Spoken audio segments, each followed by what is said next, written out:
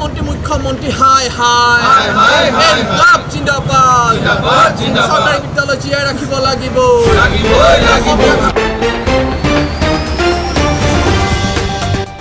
গোলাঘাটৰ চৰকাৰী শিক্ষাখণ্ডত চৰকাৰে গ্ৰহণ কৰিবলৈ লোৱা প্ৰস্তাৱিত শিক্ষানীতিৰ বিৰুদ্ধে প্ৰতিবাদত বহিল ছাত্ৰ মুক্তি সংগ্ৰাম সমিতি। অসম চৰকাৰে গ্ৰহণ কৰা অসমীয়া ভাষা আৰু চৰকাৰী শিক্ষাখণ্ড বিৰোধী সিদ্ধান্ত বাতিল কৰা আৰু চৰকাৰী শিক্ষাখণ্ড ৰক্ষা কৰাৰ দাবীত আজি গোলাঘাট নগৰৰ মাছমজিয়াৰ জিলা উপায়ুক্ত কাৰ্যালয়ৰ সন্মুখত প্ৰতিবাদ সাব্যস্ত কৰে ছাত্ৰ মুক্তি সংগ্ৰাম সমিতি আৰু গোলাঘাট জিলা সমিতিয়ে।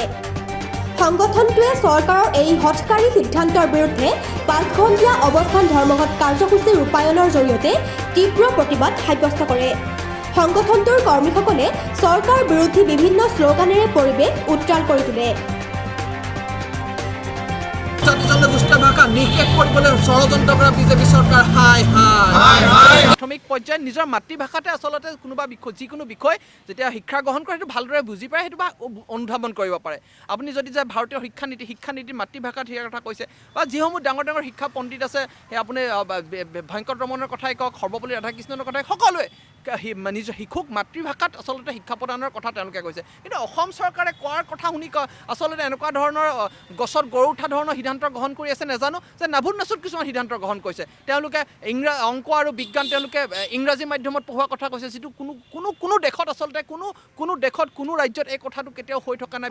বিদেশী ভাষাত আচলতে অংক আৰু বিজ্ঞানৰ নিচিনা জটিল বিষয় মানে বিষয় কোনো কেতিয়াও শিশুক আচলতে মানে শিক্ষা গ্ৰহণ নকৰায়। কিন্তু তেওঁলোকে ক'ত এইবিলাক কথা কৈছে আচলতে আমি বুজি পোৱা নাই। আৰু লগতে আপোনালোকে দেখিব যে শিক্ষাখণ্ডটো চৰকাৰী শিক্ষাখণ্ডটো লাহে লাহে চৰকাৰখনে পৰিকল্পিতভাৱে ধ্বংস কৰি আনিছে। আৰু এইকাৰণে পৰিকল্পিতভাৱে তেওঁলোকে ধ্বংস কৰি আনিছে যে তাৰ ঠাইত শিক্ষাক লৈ পেলাই তেওঁলোকে বেপাৰ কৰিব পাৰে। অতি পৰিতাপৰ কথা যে চৰকাৰখনৰ দায়িত্ব আছিল কি? চৰকাৰী শিক্ষা ব্যৱস্থা, চৰকাৰী বিদ্যালয়সমূহ মহাবিদ্যালয়সমূহ সুচাৰুৰূপে তেওঁলোকে পৰিচালনা কৰা, উন্নত ৰূপে গঢ়ি তোলা, জাকত জিলিকাকৈ সৰ্বাংগ সুন্দৰকৈ গঢ়ি তোলা, যাতে তাত সকলো অভিভাৱকে নিজৰ ছাত্ৰ ছাত্ৰীক পঠিয়াবলৈ কুণ্ঠাবোধ নকৰে, তাত উন্নত শিক্ষা পায়, তাত আন্তঃগাঁথনি উন্নত হয়।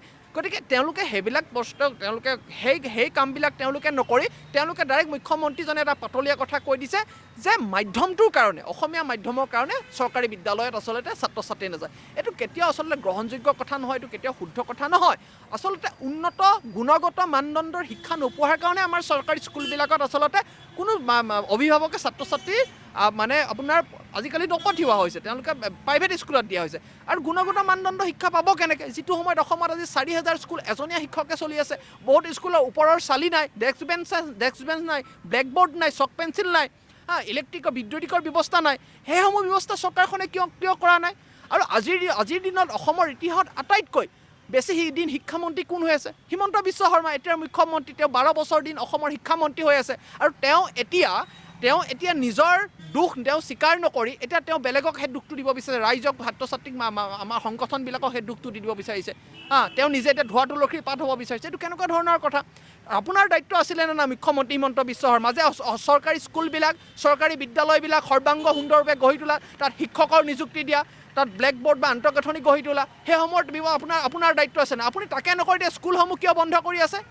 আপুনি এইকাৰণে স্কুলসমূহ বন্ধ কৰি আছে নিজে। স্কুলসমূহ বন্ধ কৰি আপুনি আমিনগঞ্জ স্থাপন কৰাৰ নিচিনাকৈ এখন ইণ্টাৰনেশ্যনেল স্কুল অসমৰ প্ৰত্যেকখন জিলা, প্ৰত্যেকখন সমষ্টিত এখনকৈ ইণ্টাৰনেশ্যনেল স্কুল স্থাপন কৰিব আৰু শিক্ষাক লৈ আপুনি বেপাৰ কৰিব। সেইটোৰ কাৰণে আপুনি এই ধৰণে স্কুলবিলাক বন্ধ কৰি আছে নেকি? আপোনাক প্ৰশ্ন কৰিব বিচাৰিছোঁ। আৰু আপুনি আচৰিত কথা, সেইদিনা শিক্ষামন্ত্ৰীয়ে এখন পত্ৰ বিধায়কসমূহলৈ দিছে যে চৰকাৰী বিদ্যালয়ত ফেন, টেবুল, ডেস্ক বেঞ্চ, আপোনাৰ ব্লেকবোৰ্ড, পানী ফিল্টাৰ যোগান ধৰিবলৈ NGO কোম্পানীৰ ওচৰলৈ পত্ৰ দিছে।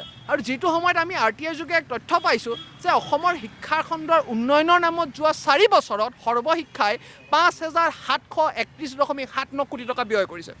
একেবাৰে ডাটা আছে, আপোনাক দেখুৱাই দিব পাৰি। যদি ইমানবোৰ পইচা খৰচেই কৰিছিলে, তেতিয়াহ'লে আজি কিয় আপুনি এই কোনো মানুহৰ NGOলে কোম্পানীৰ ওচৰত হাত পাতিবলগীয়া হৈছে যে ফেনখন লগাই দিয়ক, পানী ফিল্টাৰ আৰু ডেস্ক বেঞ্চখন দি দিয়ক? কিয় এই ধৰণৰ কথাবিলাক ক'বলগীয়া হৈছে? এই পইচাবোৰ ক'ত গ'ল? এই পইচাবোৰ কোনে খালে? ইয়াৰ CBI এক তদন্ত দিবলৈ চৰকাৰে সাহস কৰিবনে? আমি এই 5,700 কোটি টকা কেলেংকাৰীৰ CBI তদন্ত দাবী জনাইছোঁ। আৰু আমি ইংৰাজী শিক্ষাকে ধৰি অসমৰ যিসমূহ চৰকাৰী বিদ্যালয়সমূহৰ উন্নত আন্তঃগাঁথনি গঢ়ি তুলি এই চৰকাৰী ব্যৱস্থাটোক সৰ্বাংগ সুন্দৰ ৰূপত গঢ়ি তুলিবলৈ আমি চৰকাৰক দাবী জনাইছোঁ।